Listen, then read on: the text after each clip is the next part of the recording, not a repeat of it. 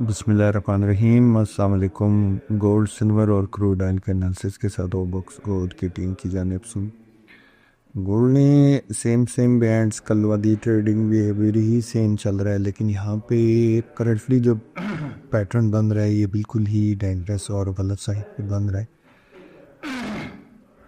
अगर आप यहाँ से देखेंगे इसमें मूवमेंट जैसे बनी है, उसमें अगर आप इस चीज़ को ऑब्ज़र्व करें कि ये दो कैंडल्स, मैं आपको थोड़ा सा जूम करके दिखाता हूँ कि ये बिहेवियर यहाँ पर आप देख सकते हैं। नीचे एक शूटिंग स्टार, मॉर्निंग स्टार बना हो, उसका इम्पैक्ट जो है वो पॉजिटिव साइड पे गया और ये फिर अब बेरिश एनगल्फिंग बन रहा है जो डाउन साइड पे जो आता हुआ लग रहा है अभी।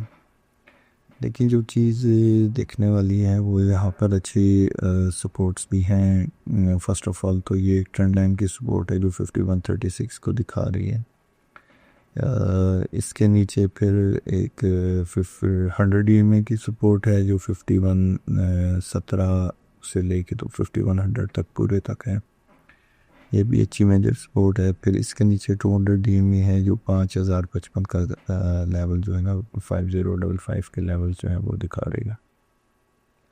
अब यहाँ पर सीन तो ये कि ऊपर रेजिस्टेंस साइड जो है वो ज़्यादा हैवी है as compared to buying side के। कल के सारा दिन में ये 50 SMA को रजिस्ट करता रहा 3 दफ़ा फॉर अर्ली कैंडल ऐसी बनी कि जो 50 SMA को क्रॉस ना कर सके, उनको टच किया और टर्न रिवर्स हुआ। लेकिन नीचे फिर 100 DMA की जो सपोर्ट थी उसने इसको वापस जंप आउट करवाया। यहाँ पर डबल टॉप लगा। अभी जो करंटली फॉर्मेशन है वो गोल्ड प्राइसेस को थोड़ा सा नीचे ही दिखा रही है और इमीडिएटली ये कहीं पर 51 17 18 से लेकर तो ये 50 65 70 तक जाकर कहीं पर इसको सपोर्टिव रेंज बन सकती है। वो वही जगह बाइंग की बनेगी, यहाँ पर आप बाय अटेम्प्ट कर सकते हैं। फिर दोबारा माइंड में रखिए कि 5130 से लेके तो 5560 5055 तक जो है कहीं पर बाइंग अच्छी आ सकती है मार्केट में। स्लो स्लगिश ही बिहेवियर जो है वो एक्सपेक्टेड है। अभी कोई ख़ास बड़ी मूव या इस तरह की कोई सीन नहीं नज़र आ रहा। अप साइड का लिमिटेड अप साइड है, डाउन साइड में थोड़ा सा ज़्यादा जोर लग रहा है। सपोर्ट्स भी बहुत सारी हैं और रेजिस्टेंस भी ऊपर सर पे खड़ी हैं। अगर ये ओवरऑल जर्नल इसका चार्ट को थोड़ा सा जूम इन करके देखें तो इस सारे सीन के बाद से एक टॉप और लगा। मेरा ख्याल है कि ये जो ट्रेंड लाइंस अब नीचे खड़ी हैं ये इनवैलिड ही हो चुकी हैं। कुछ सपोर्टेड थी, कुछ नहीं रही। एनी सेल ऑन स्ट्रेंथ रही है गोल्ड के अंदर, जहाँ पे बड़े बेचें नीचे मिलेगा और सेल ऑन स्ट्रेंथ ही इसमें स्ट्रेटेजी जो है बनेगी। बाय अगर करना हो तो इमीडिएट फर्स्ट सपोर्ट लेवल से बाय बिल्कुल भी ना करें, बल्कि वेट करें नीचे 5060-65 से लेके तो 5039-50 के बीच में कहीं बाय कर सकते हैं इसको। और सेलिंग के लिए वेट करें 5215 से लेके तो 5230-40 की रेंज में। एग्जैक्ट जो लेवल है वो 5215 से लेकर तो 5245 तक, ये $30 बीच में सारे सेलिंग का एरिया कंसिडर किया जा सकेगा यहाँ पर। सिल्वर को अगर देखें इसी तरह तो सिल्वर में भी सेम प्रैक्टिस, सेम डिज़ाइन बनाया हुआ है और डाउन साइड ही लग रहा है। कोई बड़ी मूव अपसाइड की नहीं लग रही। लेकिन अगर इस चैनल के साथ ये करेक्शन और दोबारा इम्पल्स में अगर जाता है तो ये फर्स्ट ऑफ ऑल तो ये मॉब की एक सपोर्ट है जो 77-40-30 की लाइन में बन रही है।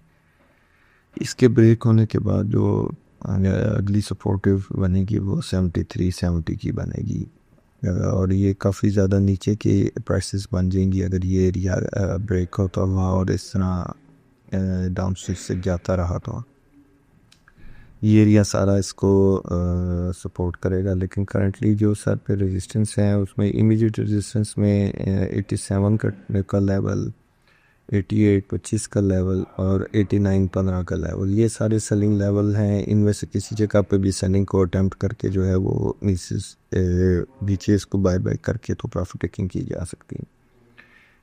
ब्रेकआउट माइंड में रखें कि कहीं 9150 के ऊपर डे एंड की क्लोजिंग हो जाती है, यहीं कर हो जाएगा तो ये सेकंड हाईएस्ट जो है वो होगा after the all time high. ये इसका ऑल टाइम हाई लगा था, उसके बाद से अब तक जो टॉप लगा है वो ये एरिया। अगर यहाँ से कोई एक डाउन ट्रेंड की ट्रेंड लाइन ड्रॉ करें तो हमें एक अच्छी रेजिस्टेंस का जो एरिया है वो यहाँ से डायग्नोज हम कर सकते हैं। लेकिन ये अगर यहाँ से अप साइड आती भी है इन कनेक्टली कैंडल्स में तो ये कहीं इस ट्रेंड लाइन के हिसाब से तकरीबन 94 15-20 से जाकर कोई कहीं दे सकता है।